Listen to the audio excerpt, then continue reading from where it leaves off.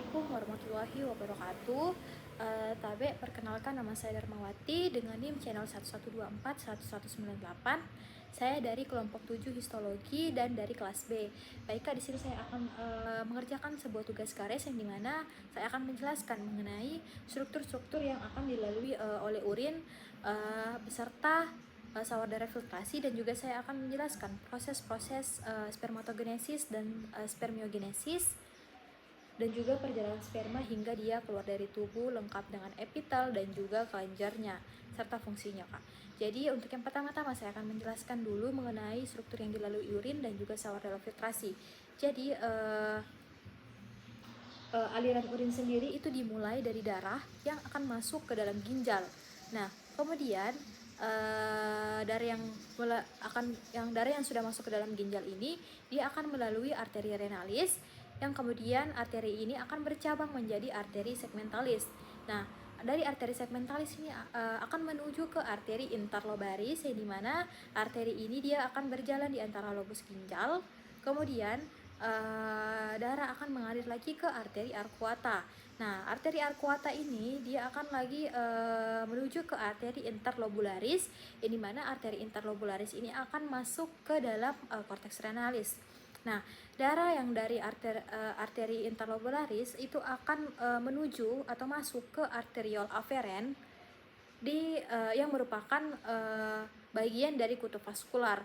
Nah, arteriol aferen ini akan membawa darah ke glomerulus di dalam corpuscle renalis, ya, yang dimana untuk glomerulus ini merupakan tempat terjadinya filtrasi darah.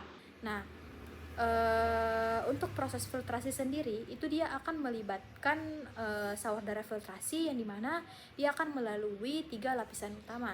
Yang pertama itu ada endotel kapiler berfenestrasi, di mana untuk fungsinya sendiri itu untuk menyaring sel-sel darah. Yang kedua itu ada membrana basalis glomerulus atau biasa kita singkat dengan MBG, yang dimana fungsinya sendiri untuk menahan protein besar. Yang ketiga itu terdapat celah filtrasi pedikal podosit, yang dimana untuk fungsinya sendiri ini dia untuk menyaring zat-zat kecil terakhir. Nah, filtrat yang sudah terbentuk itu dia akan masuk ke dalam ruang urin di kapsula Bowman. Nah, lalu akan menuju ke tubulus contortus proximal, yang dimana dia memiliki epitel kuboid bersilia. Kemudian kemudian filtratnya ini akan bergerak lagi ke tubulus contortus tubulus lurus proximal, yang dimana dia menggunakan epitel kuboid bersilia. Nah, kemudian filtrat ini akan berlanjut lagi ke ansa Henle, yang dimana terdapat 2 cabang, ada yang cabang descendens tipis dan ascendens tipis, yang dimana kedua cabang ini dia memiliki epitel squamosa sederhana. Kemudian filtratnya ini akan berlanjut lagi ke tubulus lurus distal, yang dimana dia menggunakan epitel kuboid sederhana. Kemudian dari tubulus lurus distal ini akan lanjut lagi ke makula densa. Nah, ini mana makula densa ini fungsinya untuk mendeteksi konsentrasi dari natrium di dalam filtrat. Nah, sehingga ketika ketika kadar natriumnya ini dia rendah, maka makula densanya ini yang akan mengirimkan sebuah sinyal ke sel justaglomerular untuk melepaskan renin agar bisa mengontrol tekanan darah. Nah, kemudian filtrat ini akan akan mencapai ke sebuah tubulus contortus distal, yang dimana dia juga menggunakan epitel kuboid sederhana. Nah, dari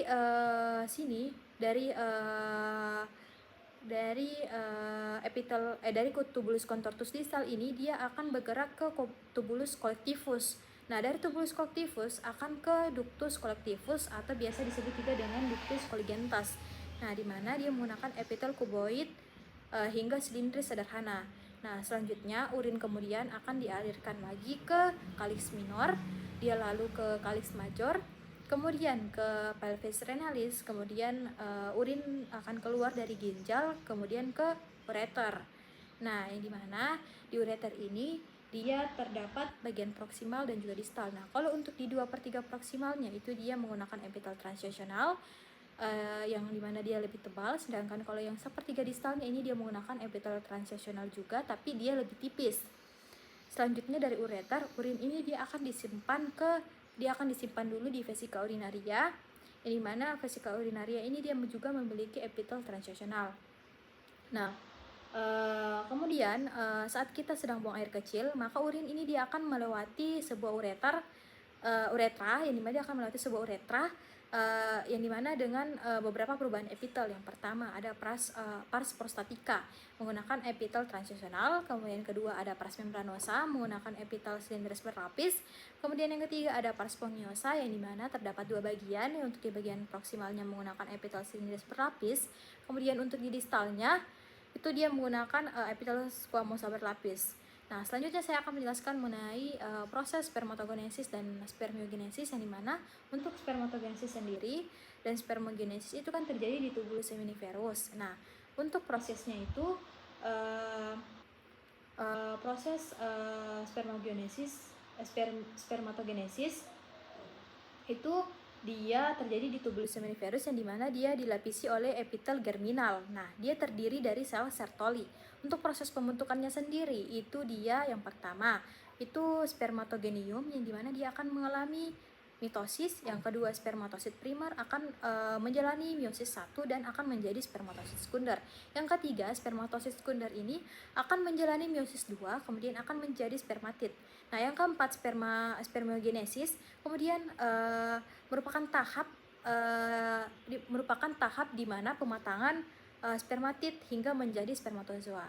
Nah, yang dimana di sini nih dia akan memiliki sebuah kepala, leher, badan, dan juga ekor. Nah, setelah terbentuk, sperma ini akan mengalami perjalanan yang dimana dia akan melalui beberapa struktur.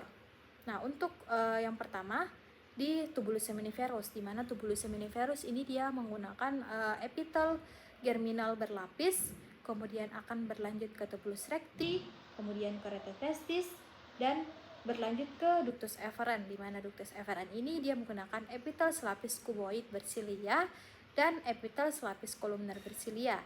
Nah, dari ductus efferent akan ke ductus epididymis, yang dimana ductus epididymis ini menggunakan epitel kolumner bertingkat semu, kemudian akan ke ductus deferens, di mana ductus deferens ini menggunakan epitel kolumner bertingkat semu dengan sterosilia. Nah, dari ductus deferens akan berlanjut ke ductus ejaculatorius. Nah, ductus ejaculatorius ini dia akan bergabung dengan kelenjar vesicula seminalis. Nah, yang dimana dia akan berfungsi untuk menghasilkan cairan semen yang kaya akan fruktosa, yang dimana dia ini akan digunakan sebagai sumber energi bagi sperma. Nah, kemudian cairan ini akan bermuara ke uretra pars prostatica. Nah, uretra pars prostatica yang dimana dia menggunakan epitel transitional, dia ini akan bergabung dengan dia akan melewati sebuah kelenjar, yaitu kelenjar prostatica, yang dimana kelenjar ini berfungsi untuk menghasilkan sebuah cairan semen yang kaya akan enzim dan juga zat antimikroba untuk meningkatkan motilitas dari sperma. Selanjutnya itu uretra pars membranosa, yang dimana dia menggunakan epitel silindris berlapis, yang dimana dia akan melewati kelenjar bulboretralis, yang dimana berfungsi untuk menghasilkan cairan mukus untuk mulumasi uretra sebelum ejakulasi. Nah, untuk yang terakhir yaitu uretra pars sponggiosa, di mana uretra ini dia memiliki dua bagian, terdapat bagian proksimal dan distal, yang dimana kalau untuk yang di bagian proksimalnya itu dia menggunakan epitel silindris berlapis, sedangkan kalau untuk yang di distalnya itu menggunakan epitel squamosa berlapis. Mungkin cukup sekian penjelasan saya. Bila ada salah kata dan juga kekurangan mohon dimaafkan. Wabillahi taufiq wal inayah. Wassalamualaikum warahmatullahi wabarakatuh.